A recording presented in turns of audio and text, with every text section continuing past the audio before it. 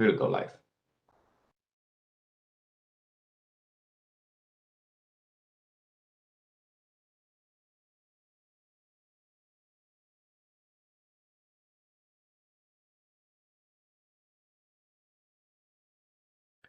Hello everyone, my name is Kambis Dafuri. I'm a journalist and a moderator, and I'd like to welcome and thank you for joining us today for our discussion on women and the death penalty in Iran and Pakistan. As a way of introduction and background, this Sunday, October 10th, is the World Day Against the Death Penalty, which was declared following the final declaration of the First World Congress Against the Death Penalty in 2001, and resulted in the creation of the World Coalition Against the Death Penalty a year later. The coalition is an alliance of more than 160 NGOs, bar associations, local authorities, and unions, and includes Iran Human Rights and Justice Project Pakistan.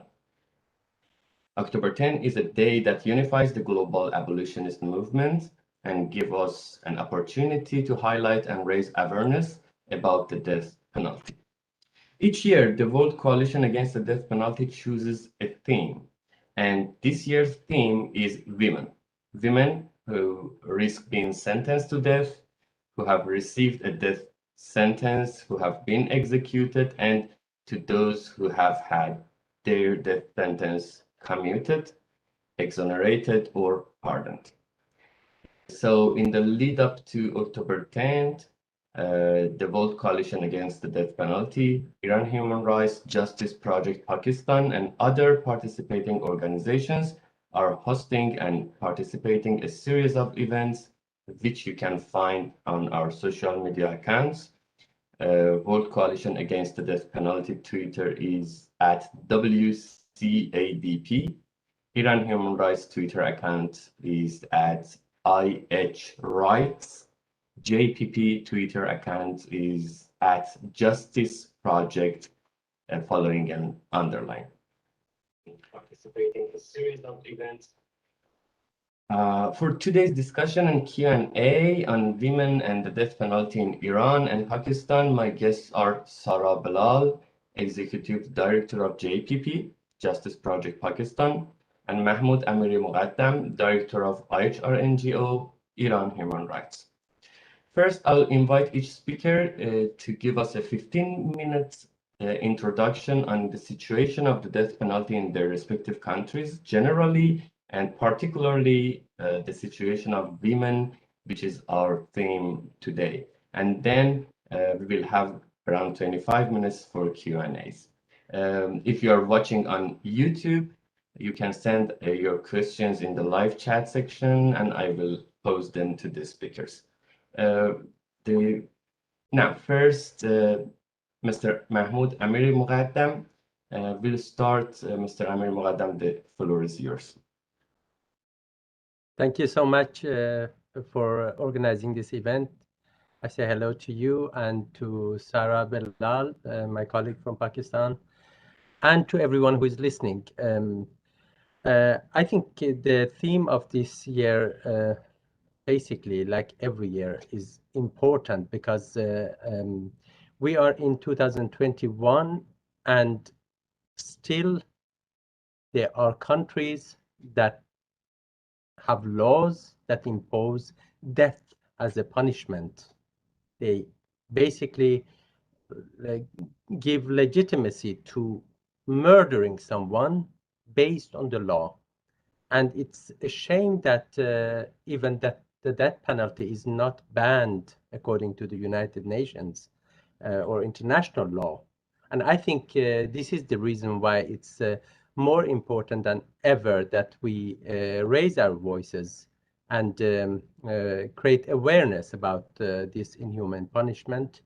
It's cruel, inhumane, discriminatory, regardless of who is being executed.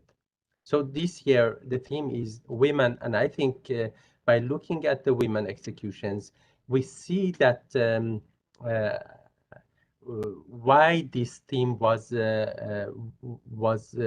picked by the steering committee of the World Coalition.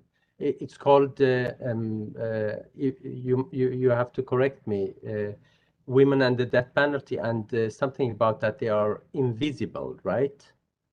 And I think what is invisible in the cases of women who are on the death row or are executed or are exonerated is that being a woman had made them even more vulnerable in the legal systems of the countries that practice this cruel punishment. I will, if it is possible, I will present a short report that we are going to publish at the end of this week about the women executions since 2010. Well, there are numbers, but I think the numbers talk for themselves. I think, I hope that we will have the possibility of discussing situation of the women on the death row and what can be done. Iran Human Rights is a member of the World Coalition, like Justice Project Pakistan, and we have been also part of the steering committee of the World Coalition. So I will start my short presentation.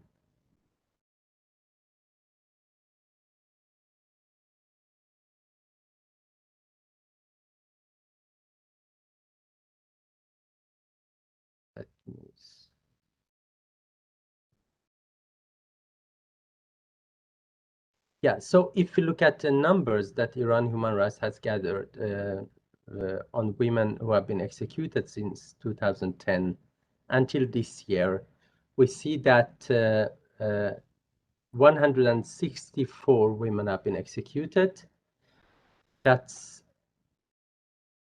And here you see which years, what numbers. But what is interesting about this diagram, it's terrible diagram, is that most of the executions are not announced by the official sources. Something around 30% of all executions are announced. The rest of the executions have been carried out either secretly or not announced by official sources. And I think that it's partly because the international community is more sensitive to women executions, but it's also a general rule that executions are not announced. If we look at what charges women are who were executed, what they were charged with, we see that more than 50%, about 52%, they were executed on drug charges, and 37% on murder charges, about 10% unknown because the information is not available, and 1% espionage. So murder and drug-related charges are the main charges.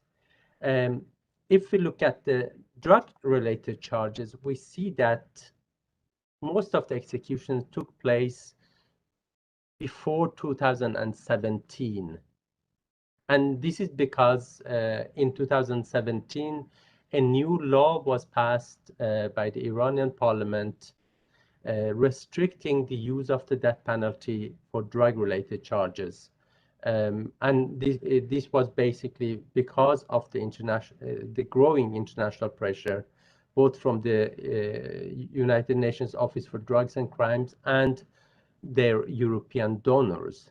So majority of the drug-related executions happened before 2017, while majority of murder-related executions happened after that. So it seems that while before the 2017, the number of executions for murder charges among women was relatively low, it is doubled when the authorities had to reduce number of executions for drug charges.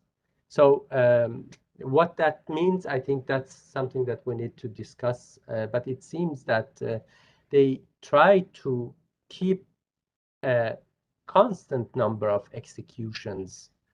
And once the political price of executing for drug charges is high, they start executions for other charges. If you look at the women who were executed for murder charges, who were they? We see that we have had details of 41 of the 60 women.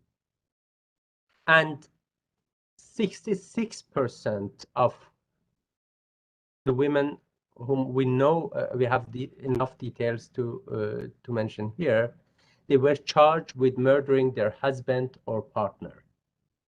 So it's basically majority of the murders happened because they had murdered their husband or partner. 6 of these women were child brides. They were married away, as they say, when they were children, basically in age of according to Sharia, they can marry when they are more than 9 years of age. So they were child brides, 6 of them, and 3 of those who were executed were under 18 years of age at the time of committing alleged murder. We have many stories about these women that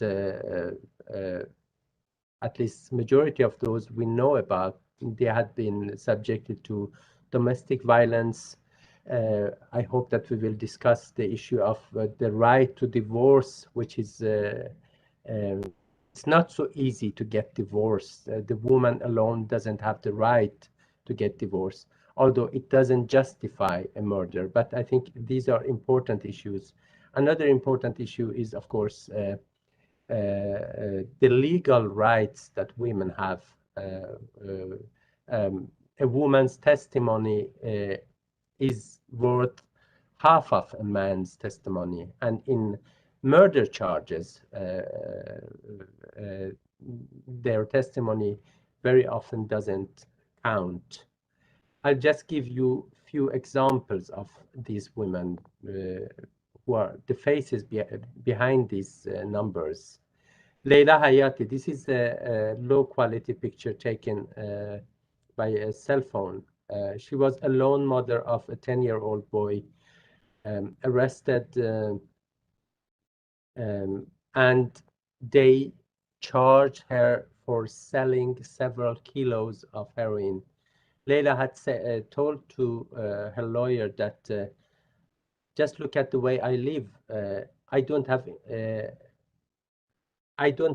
enough money to give food to my child. How can I be responsible for selling such a high amount of drugs? She was sentenced to death by the Revolutionary Court behind the closed doors.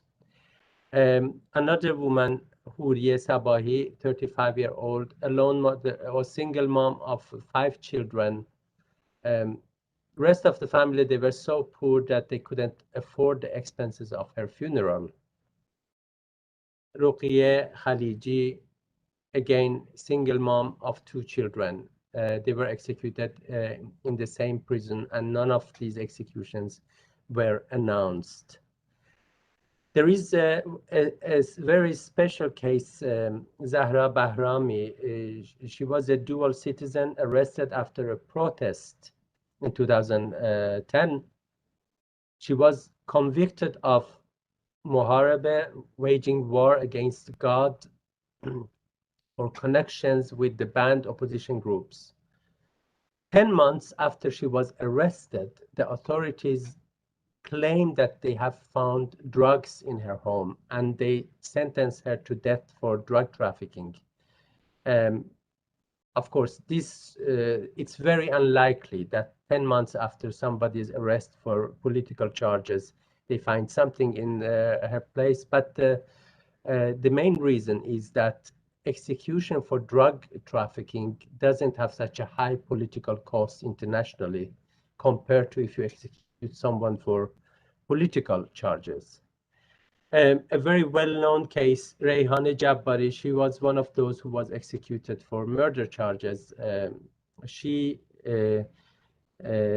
said in the court that she wanted to defend herself against rape. The judges never listened to her explanations, and she was hanged. Another girl who was hanged, Fatima Salbehi, she was one of these juveniles. She married a man at the age of 16, and 1 year later she was arrested for committing a murder. I think that well, these are just examples of all these 164 cases. Many of them we don't know enough about, but what is common with all of them, with most of them, is their socioeconomic situation.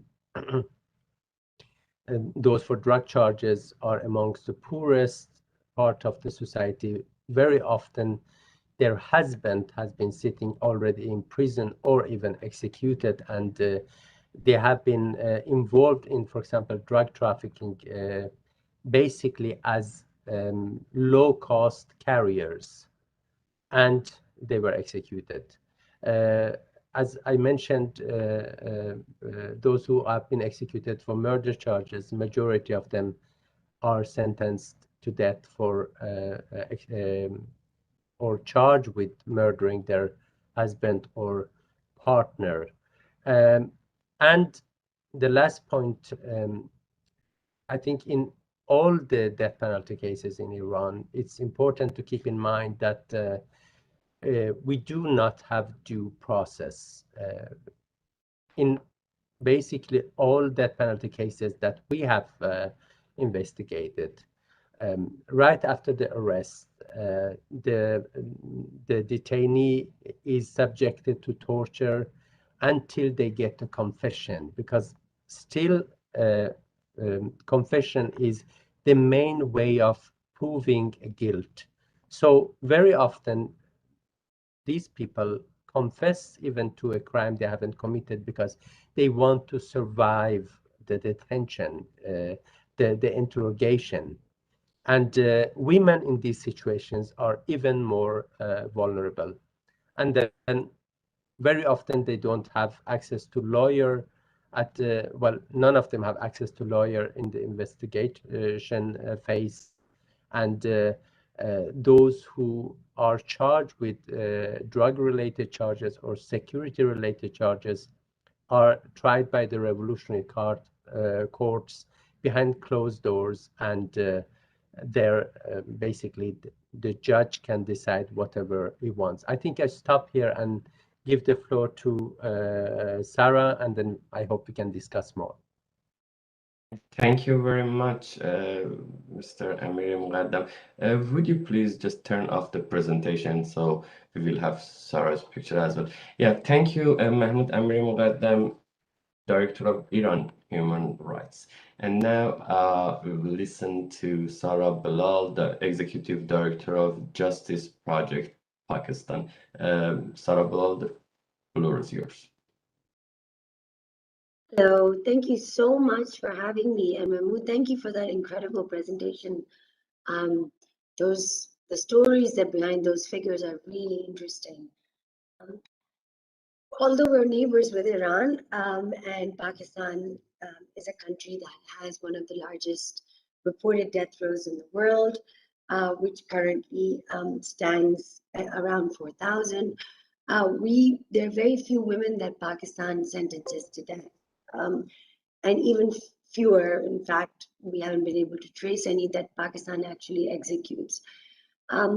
Just to give you an idea, Pakistan has over 33 crimes that merit the death penalty, and they include violent crimes such as murder and terrorism, but also non-violent crimes such as for drug offenses, and then other crimes that have been on the books, really, frankly, and have hardly ever been used to sentence anybody to death, such as sabotage of the railway, which has been there, I think, since the British era.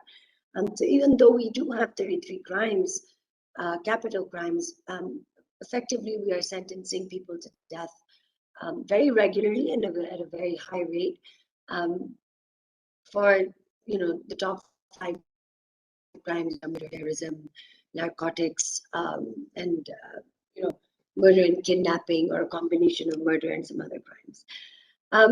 When we look at Pakistan, women who are being sentenced to death in Pakistan, the story is a little bit different. They are primarily, so for example, this at the moment, Pakistan has 29 women on death row.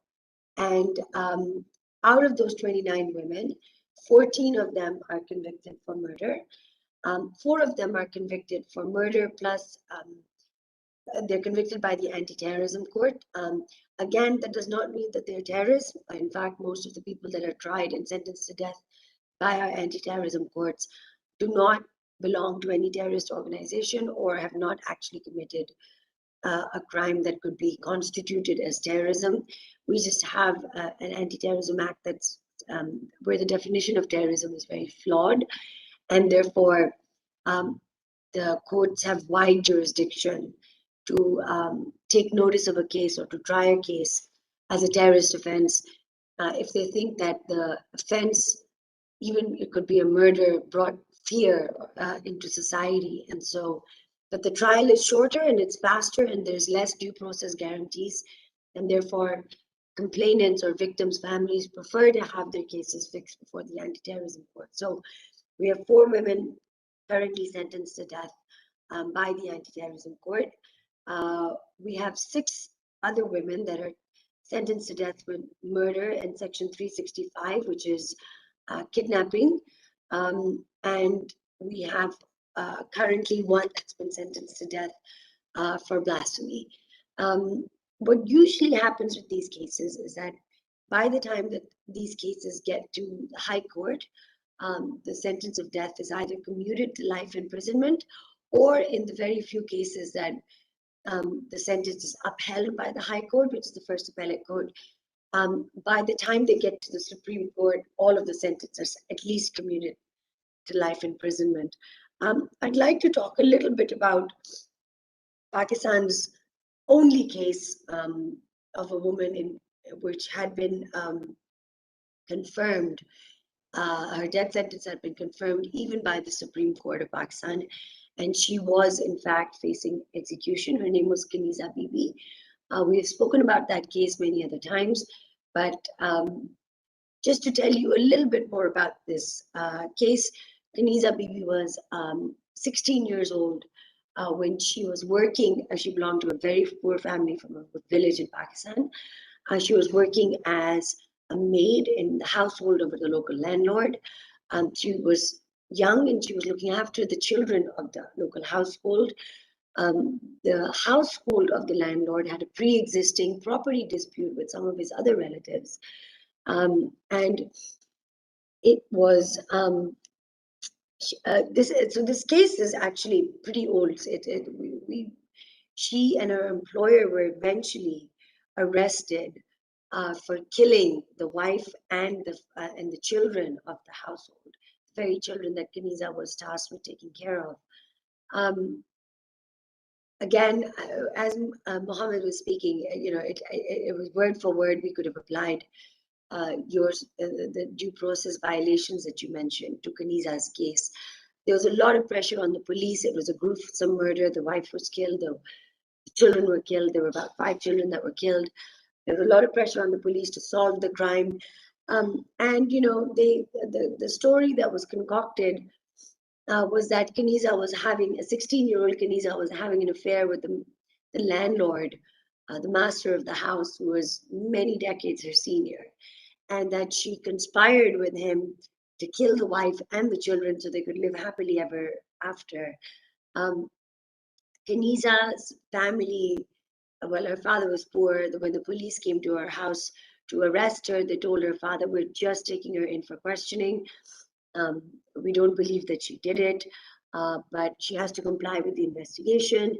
Kaniza, being a juvenile, she was kept in detention. She was tortured.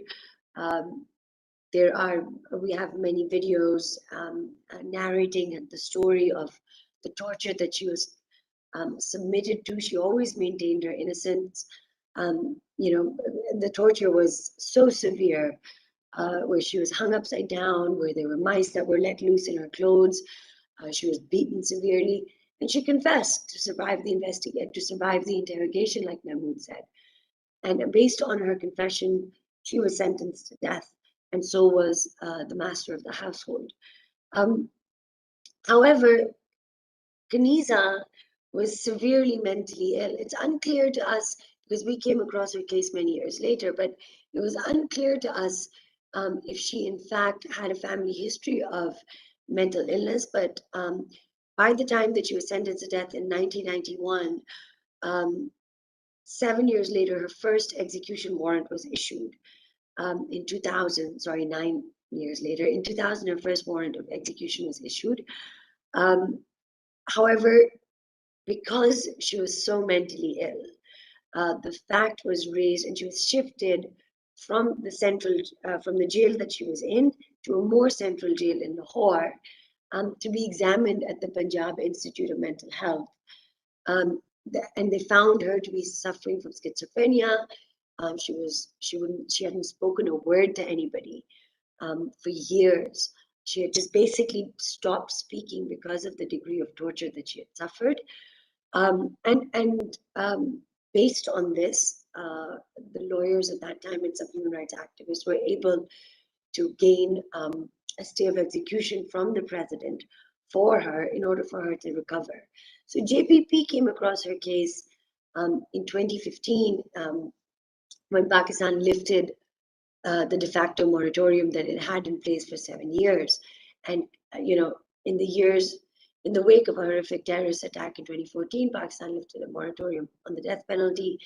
And in the first year alone, Pakistan went from a non-executing state to one of the world's highest executioners, executing almost more than one person a day. So we crossed 300 in our first year alone. When Kaniza's number came up, and we started investigating her case, we found that she was still under treatment at the Punjab Institute of Mental Health. And in fact, that she was, the only woman facing execution in Pakistan. What we were able to highlight for her and actually use her case as a test case by highlighting, Mohammed had mentioned how the cases of women defendants in Islamic countries sometimes become a lot more sympathetic in terms of the facts of the case, because what you're dealing with is a vulnerable class of defendants that are inherently disadvantaged within the criminal justice system. And so by telling the story of these women, you're able to get the public and the policymakers to listen in a more empathetic way that they would not when it comes to male defendants. And they're able to capture the imagination and the sympathy of the public at large as well. And this is certainly what we found with Kaniza's case. When we started advocating around her case, we found that the very same prison authorities from the same province that were very, very intent on executing our male defendants would in fact be willing to concede to the government that yes, this woman does indeed suffer from a mental illness and should continue to undergo treatment that she was already receiving. This is something that they were not willing to say for our male defendants, who in fact were at the very same prison, suffered from the very same disease, had the very same medical records. So we were able actually to file for Kaniza before the Supreme Court, and I'm very happy to say that after holding marathon hearings 4 years, in February 2021, in February of this year, the Supreme Court of Pakistan finally delivered a landmark judgment in which Kaniza was one of the petitioners, holding that prisoners who were on death row that suffered from severe mental illness, while being on death row, were ineligible to be executed. And in fact, if those prisoners had spent more than a life sentence on on death row, which in Pakistan constitutes 25 years, then their sentence could be commuted to life imprisonment. And if they had passed the whole sentence of life imprisonment, then they're eligible for release like any other life imprisonment prisoners. And that is what we saw with Kaniza. However, Kaniza obviously, she had spent close to 30 years on Pakistan's death row, which is more than a life sentence. And so the court, keeping in mind that she had crossed that limit, but also keeping in mind that she was too mentally ill to take care of herself at the moment, sentenced her to be kept at state expense at the Institute of Mental Health, which is a government facility, until such a time that she's able to take care for herself and to be released into the care of her family. And so we are hopeful that by next year, if Kaniza's condition improves, that she could be reunited with whatever family that she has left. And so this is just one case that we have, but I will sum up, and I look forward to the questions and having a discussion on this, on the kind of lessons that we learn from Kaniza's cases.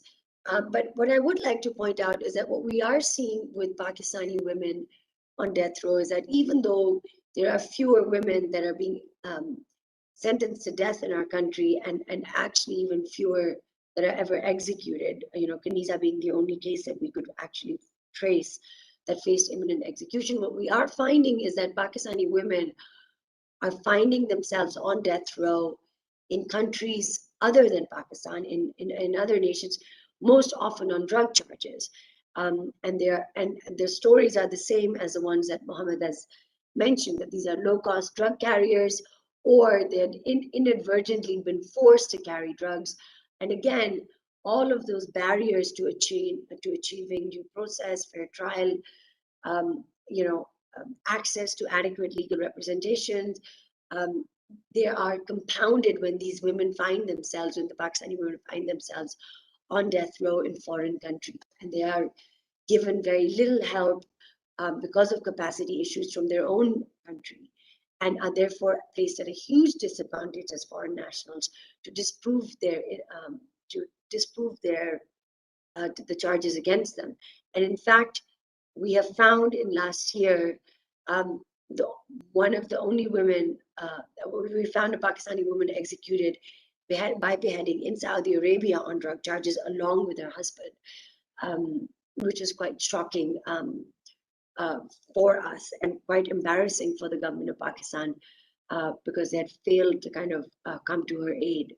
And she was in fact traveling for Hajj with her child that had been separated from her. And her child had to be flown back at the family's expense. And it's unclear if the child ever got to say goodbye to her parents.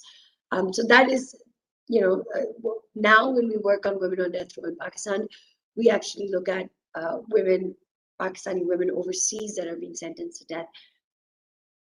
Just as a very last point in celebration to commemorate the World Day Against the Death Penalty this year, the theme is about women on death row in Pakistan, but we have chosen to highlight the campaign that Justice Project Pakistan is running locally in Pakistan, highlights the experience of Pakistani women whose husbands are facing capital punishment, because that the number for those women is in the thousands.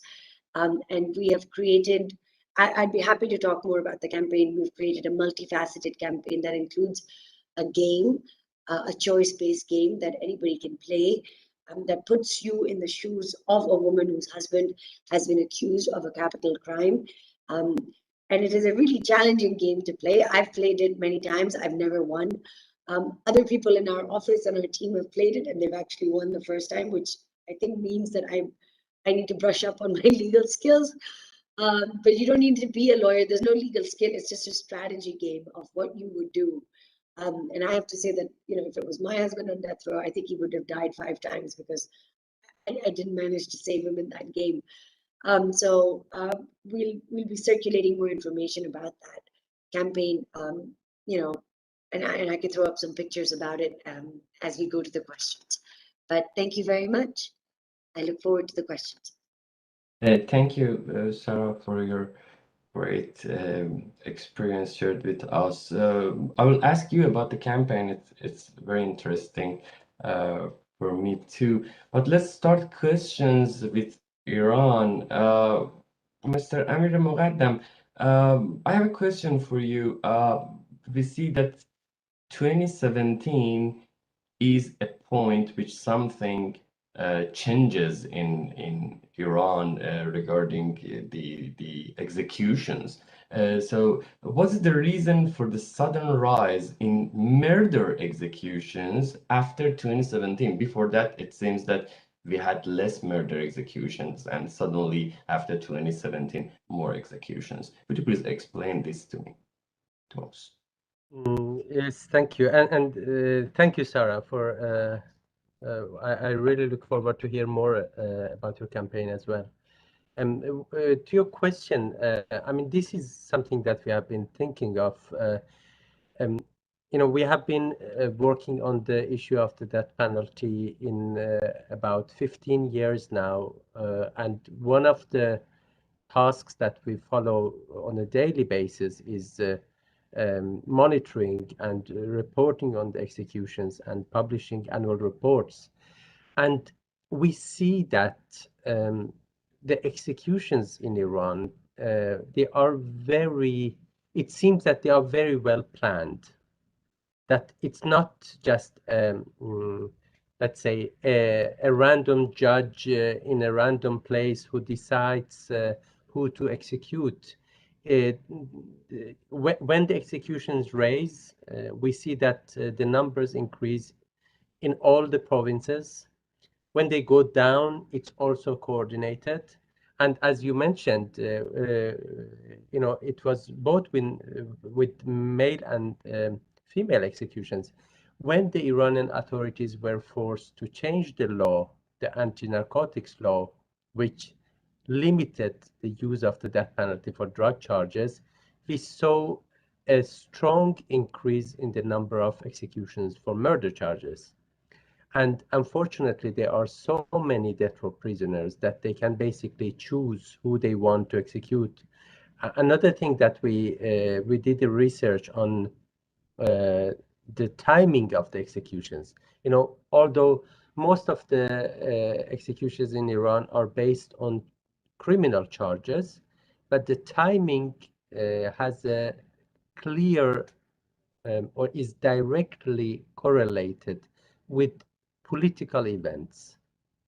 So when the authorities are planning to hold an election and they want to encourage people to participate in the election, the numbers go down.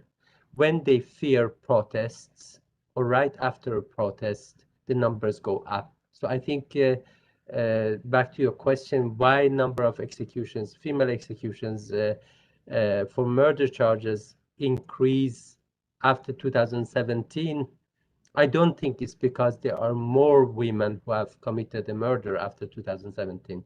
Many of them were already on the death row, but I think it has got to do with the authorities' need to have a certain number, unfortunately.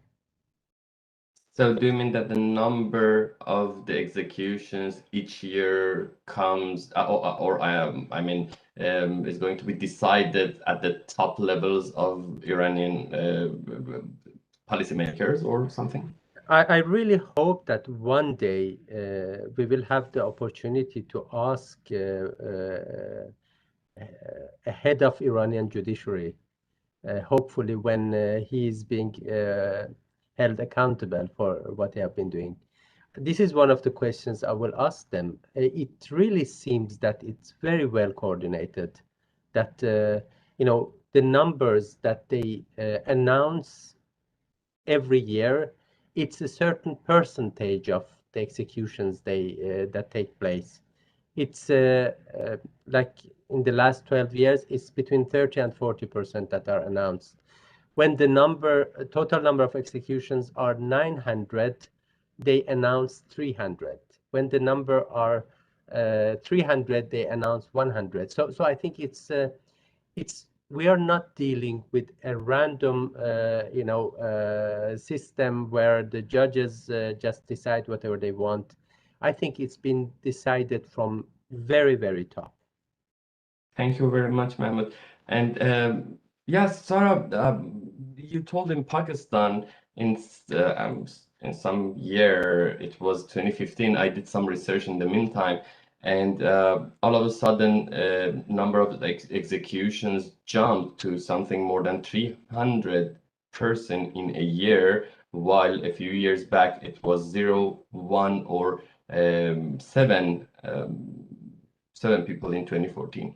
So I understand that Peshawar school massacre was cited as the reason, but I'd like to ask you what's your thought on how that terror attack may have been used to justify executions since then? Yeah, absolutely. I mean, the death penalty is always political. It's never really about deterrence. It's not about anything else except just politics. And what could be better politics than looking the toughest on crime in the wake of your biggest security failure? And so I think what we know that even though there had been a de facto moratorium, there weren't any policy changes put in place to make that moratorium more sound, or there wasn't any review done. And that was also because I love my country because it's just so complicated, right? You can have a dictator, a dictatorial regime like we did with President Musharraf, with that has the death penalty and executes quite regularly, and then it could be followed by a democratic government led by just the only political party that is opposed to the death penalty because their founder was actually executed by a dictator. And so that's their principal opposition. And so during those years when the political party, which is the Pakistan People's Party, was in power, there was a moratorium. They would not execute anybody. It was followed by a more centrist or a right-wing party that does believe in the death penalty. However, when they came to power in 2013, it was not very high on their agenda. And at that time, Pakistan was again, but they said, some journalists wrote, hey, by the way, what are you guys going to do about, the moratorium that the PPP had in place? And they're like, oh yeah, we don't believe in this. So let's start executing. But at that time, Pakistan was applying for the GSP plus status, which is a preferential trade status. And they certainly did not, and they were desperate to get that status, which is a good, provided a huge economic incentive. And so even the right-wing government did not execute because they wanted the GSP plus status. And so going from a moratorium to executing while you're trying to get, this trade status, which is contingent upon you complying on human rights, it seemed like a foolish move. So we stopped. Again, politically, we didn't have it. However, there was a lot of pressure from other quarters, from within the state, to have executions. For example, there was, the war of terror, as we call it, that Pakistan was fighting in its own. There's homegrown terrorism as well as the troubles in Afghanistan, and so there was a lot of pressure of what to do with these terrorists that were being caught. And then soon enough, what you see in 2014 is that the minute we had a huge terrorist attack, which is what the Peshawar High School massacre was, it was not just any school, it was a military school whose children were killed. There were hundreds of children that were killed. It was like Pakistan's September 11th. So you saw the nation reeling, and you saw the government and the state also really embarrassed by this huge security failures. And so, the first decision they took in the wake of that massacre within 24 hours was, we're lifting the moratorium, right? And the first execution took place literally 2 days later. And we execute, early in the morning before dawn, you know, in the dark of night, and that's what's in our rules. However, the first executions right after the Peshawar massacre took place prime time, you know, on a Friday, 8 p.m. And they actually, you know, the bodies of the terrorists that were hanging were shown on TV, which is, you know, violates our, you know, the constitutional right to dignity. It violates, you know, a bunch of laws. It violates the rules. But, you know, the rules were really thrown out the window because this moment was used. This moment of extreme sadness and anger and pain was used to kind of deflect from the issue. And again, the government initially said we're lifting the moratorium only to the extent of those sentenced to death by the terrorism, or only for terrorists. But then we released a report showing, well, you're not trying terrorists and you're not executing terrorists. And you know, 3 months later, they opened up all of that, and that's when the numbers just tripled. You know, and they were having mass executions. But the good thing now is that as that pendulum, as that pain, as that anger has, you know, somewhat subsided, you see the executions that Pakistan is having. You see the number of executions going down, right? So with that, and that pain and that anger and that politics had to be fought by us and others on the ground like us, with empathy and with facts and with figures and with showing this is not solving any problems. And it was years of campaigning that we did. And now you can see that Pakistan has not executed anybody for 18 months. There's still many reforms on the books that need to take place. I know that the current government and the government before that had been working towards those reforms, but we always say at JPP, we've lived through a moratorium, and it took, you know, just one really bad attack for Pakistan to go the other way and, you know, execute over 500 people. So it would be foolish of us to think without those reforms on the books that we would not be faced with a situation like that again. I mean, we just saw an Afghan pullout. You know, there's going to be more problems that we're going to see in Pakistan that I'm not talking about, you know, I'm not saying the Afghans are causing us problems. I'm saying we have our own problems, you know, with our homegrown terrorists. And so, you know, we are very much, as Justice Project Pakistan, we're very much on edge, thinking that we're just always one terrorist attack away or a bad security failure away from seeing executions go back straight up. Thank you very much, Sarah. And Mehmet, I promised to ask this question we've got in our YouTube message box right now. So I'll combine two questions. The question is about the role of environmental discrimination or environmental injustice on women facing death sentences, both in Iran and Pakistan.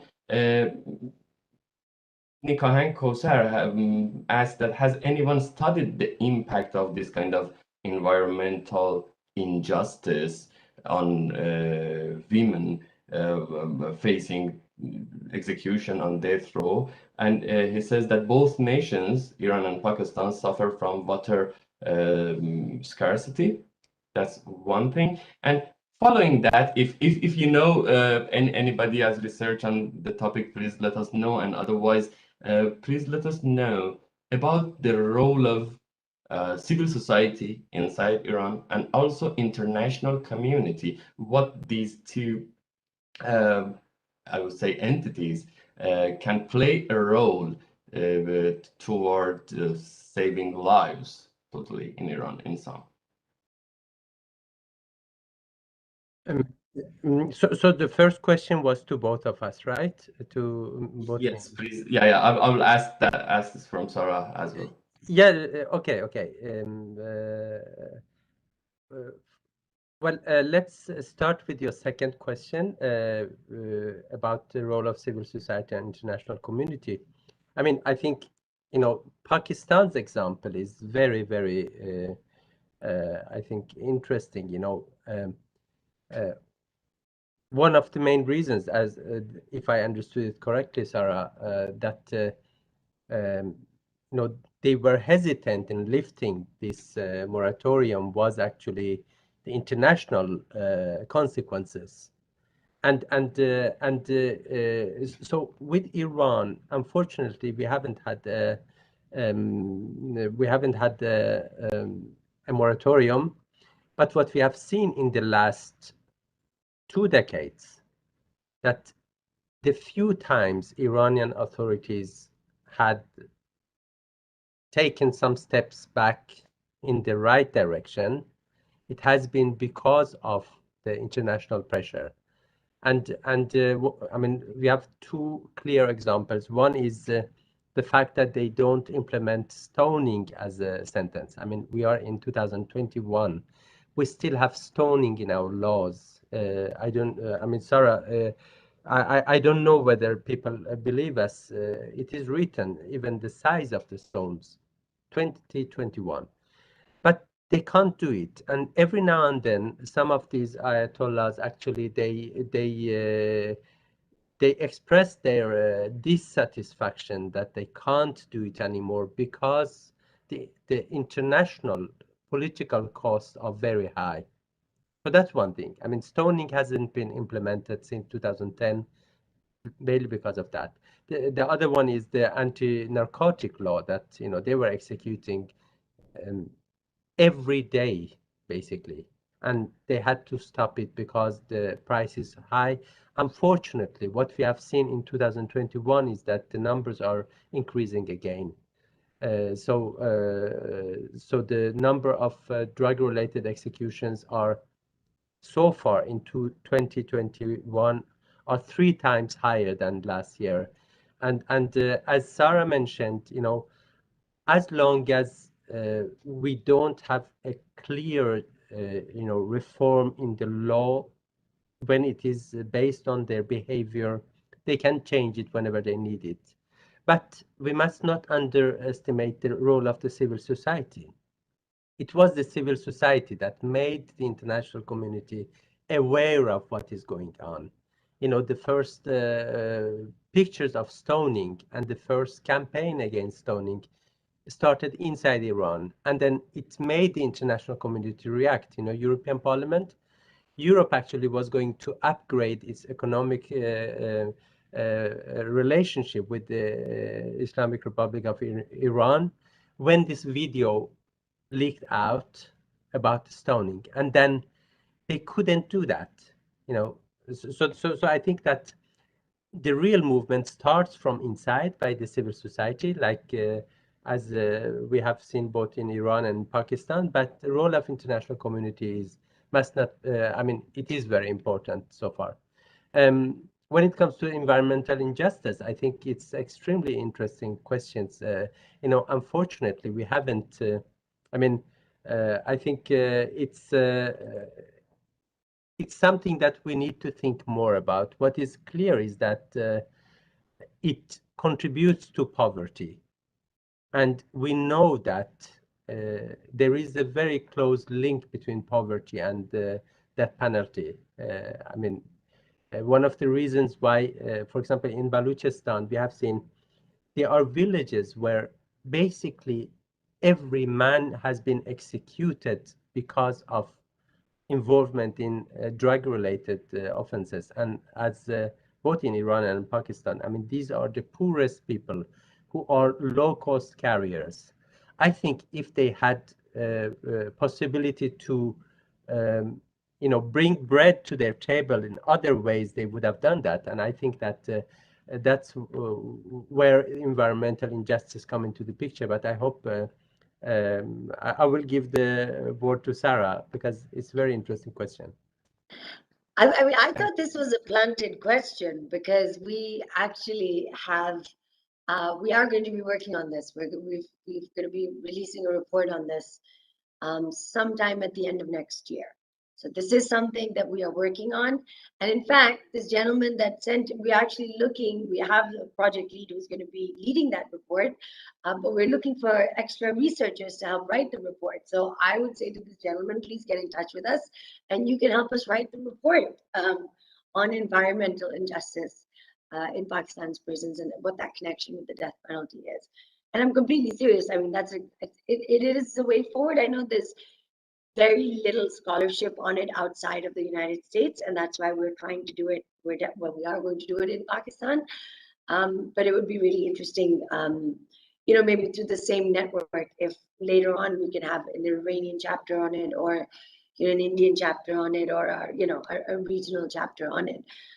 So I'm sorry, but you'll have to stay tuned for next year when we do release that report. Thank you very much. And now, Zahra, I would like to hear more about your campaigns, because it's so important.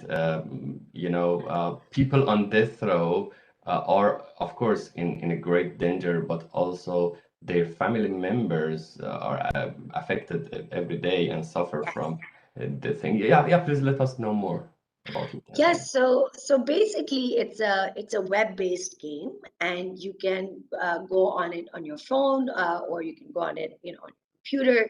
And the name of the game is that this is not a game. And it's a story. So you play the game that it follows the story of a woman who's been thrown into the intricate web of Pakistan's criminal justice system after her husband's arrest, late one night. And the campaign basically engages the audience on various platforms. And you become this character of the central female character who's really forced at every point to choose between impossible choices and to take impossible decisions.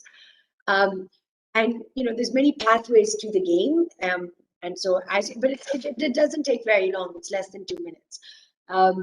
And like I said, I haven't been able to win it. Some people in my office were able to win it the first time around. I've tried several times. I haven't. I'd be very interested to see how other people play it. I'm very sure that it's going to be very similar to the Iranian experience. It's in English, so everyone can play it. It's a single player game. And also this game and the story and the pathways of this game are they're inspired by real life stories of our death row defendants and their family. And it's kind of like choose your own adventure kind of game. Based on the choices that you make, it'll take you down a certain path. And like I said, most of the paths lead to dead end, but I promise you that there are 2 paths to victory. So I hope you find those paths. I'm still looking for them. We're also having this year, as a part of the campaign, we're having interactive street theater that's already started. It's going through these 5 different cities, and it's going into these communities and helping them. It's an open-ended script based on audience participation. So it's really meant for those communities that maybe cannot go on the web and play that game, and it kind of brings that game to life through through an interactive choice-based experience, basically. We're also going to be having a radio show, but that's on this national radio show where the DJ, it's a Punjabi radio show, where he will be actually taking questions from the listenership and playing the game live on air. We're also, our team has also created an Instagram filter, which you can use with your selfie camera to play a mini version of the game and share it on your Instagram stories. And basically you just tilt your head left or right in order to make the choices. It's really fun, and I really highly encourage people to play it and to post it. It's less than 2 minutes of your life. It's really challenging. It's not depressing too much. It's actually challenging, and it kind of makes you go through that experience of, I think too often we know intellectually how difficult it is, to navigate when you have a loved one on death row, and to help fight their cases. But this really kind of, in a very quick way, leaves you in that, puts you in those shoes, and leaves you with that feeling of what that's really like, making those choices and trying to save your loved one. And a link to this campaign is available on your website, right?